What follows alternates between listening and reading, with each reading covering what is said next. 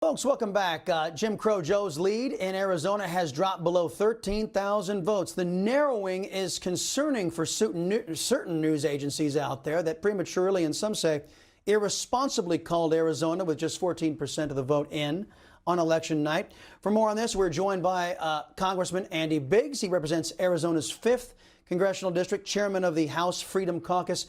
Good to see you, sir. What are you hearing out there about the count, number one?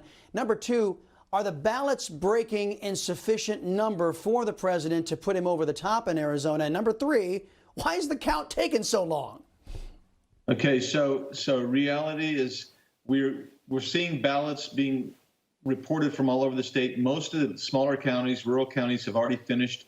Some of the others are going to finish today. I talked with some county recorders who are doing the count. And for instance, in southeast Arizona, that count will be finished today. We anticipate the president's going to pick up maybe 1,000 votes in that county. Pima County, which is the second largest county in the state, they're I don't know if they'll finish today, but they're going to come close. We're hoping the president picks up 800 to 1,000 votes there. And then you move to Maricopa County, which has the largest tranche of about 20,000 votes here. And those typically have been breaking for him anywhere from 2 to 1 or 3 to 1, depending on the part of the county that they come from. So that would be good. Actually, my congressional district still has the most in Maricopa County that have not been counted yet. And those are going to be coming late earlies or day ofs. And we think those are going to break pretty high for the president. Is there enough runway for him to land the plane? Yeah, there is, because you also have about 40,000 provisional ballots. We don't know how many of those are going to be countable. In other words, that some of them are provisional because people aren't registered to vote and they just came out and voted, and they can't do that in Arizona. But if you get half of those in there, then the president, we think that he'll take a good 60%, because those are all also day of. And you saw, and Chris, you were right, day of, Arizona voters broke heavily for President Trump. And so, yeah, it's an uphill battle yet, but there is an opportunity, and I think, and I'm praying, and I believe that he's going to do it. The Arizona Senate president has called for an independent analysis of the voting data out there in Arizona. What concerns do you have about the vote in Arizona? So there's a couple of things that we need to really look at. Number one is you have what we call the green ballot issue, and that's where people's votes were actually canceled because a poll worker mistakenly had them do certain aspects. I'm told that there are about 9,900 of those in Maricopa County.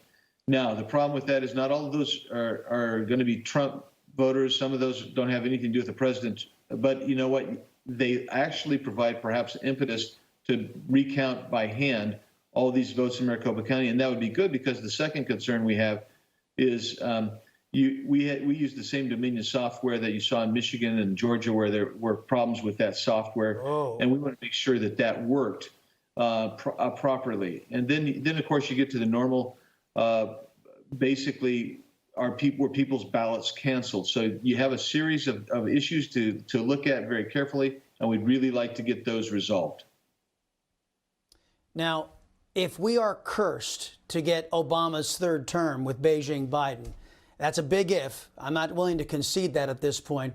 But if we do, I've got to ask you as a member of Congress, is there enough evidence out there as far as you're concerned with the Hunter Biden laptop, with the Bobolinsky testimony and his documentation, with that video that came from the dissidents in communist China? Is there enough evidence for Congress at least to start looking into a Biden-China collusion connection?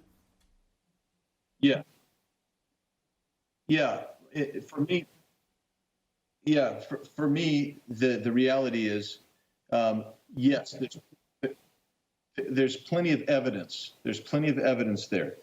And the problem, of course, Chris, is that we're dealing with, we'll be in the minority. We'll have and Nadler and Schiff and Pelosi, they won't want to investigate this.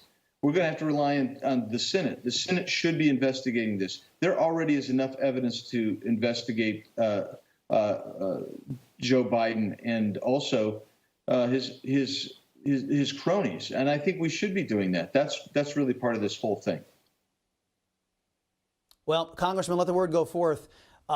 If you want to continue to keep this into the news cycle, let the Republican caucus come here to Newsmax TV. We promise we won't be cutting you off like some news agencies have been doing to the president and his press secretary. Sir, appreciate your time here on the Chris Salcedo Show. Coming up. Newsmax TV is now America's fastest growing cable news channel. We give you the real news you need. So subscribe to our YouTube channel and give us a thumbs up. If you like this video, share it with your friends. Newsmax TV streams live on YouTube for free. Newsmax TV, real news for real people.